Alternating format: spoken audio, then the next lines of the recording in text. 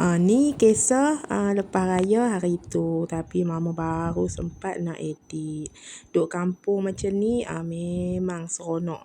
Lepas tu lah ni musim buah pelam. Buah pelam berlambut. Lepas tu lagi satu musim buah janggut. Dalam bahasa lain kata buah gaju. Buah gaju ni orang kata kalau dia dah berbuah maka nak habislah musim kemarau kat Kedah ni katanya lah.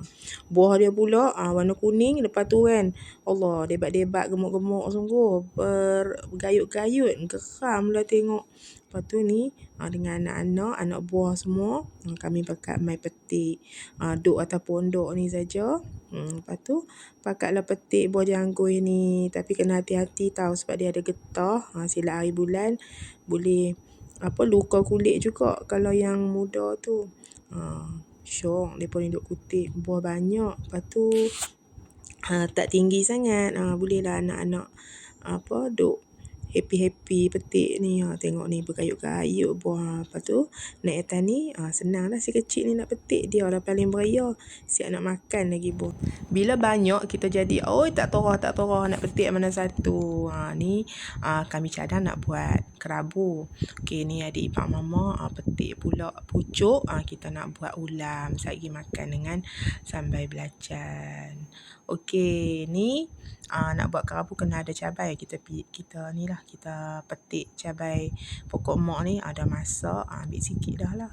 Habuan-habuan nak bagi rasa-rasa pedas kan. Okey, buah janggut ni terus kita kena basuh bagi elok semua macam tu.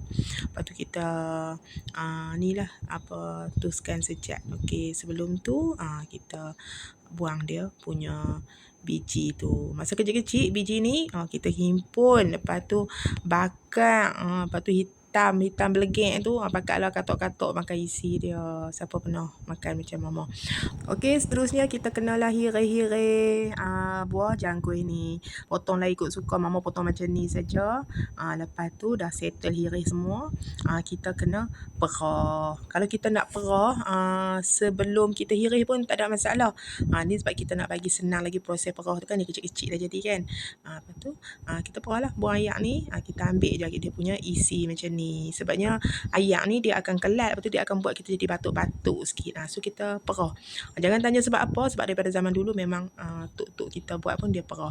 Okey, ni bahan seterusnya belacan, cabai melaka, cabai besar dengan kerisik. Yang ni kita nak buat, bukan kita nak buat, kita nak blend untuk buat bahan utama untuk kita punya kerabu. Kalau hampa suka pedas, hampa gandakan. Okey, ni lagi satu nyok yang kita dah misin. Okey, semua masuk dalam blender. Lepas tu kita akan blend dia. Tambah ayak sikit lah. Okey, kita masuk semua yang dah blend tu. Lepas tu kita masukkan kita punya kerisik dengan kita punya bawang besar yang dah kita hirai-hirai tu. Okey, lepas tu kita goreng. Tapi sebelum tu jangan lupa kita tambah sikit limau nipis. Kalau suka masam lebihkan lah. Kalau nak pakai asam jawa pun tak ada masalah. Okey, kita kacau sampai dia sebati elok macam ni. Lepas tu kira siap lah. Kalau hampa suka berkuah, hampa boleh tambah sedikit ayak. Kalau mama suka yang dia macam ni je. Dia salut-salut macam ni. Sedang-sedang elok macam ni lah. Barulah sedap. Kita nak makan tengah nasi pun sedap. Kita nak ratah pun sedap. Ni makanan rare tau. Orang dulu-dulu je yang selalu duk buat. Orang dah jarang dah. Sebenarnya mama pun pernah makan dulu saja. Lepas tu saja duk cakap dah ada buah ni. Jomlah kita buat. Kita bagi orang zaman sekarang ni rasa pula. Kalau nak tahu sedap ke tak sedap, hampa try. Tapi kena ada buah janggut lah. Okey lampas. Sehingga kita berjumpa lagi di lain video. Selamat mencuba. Bye.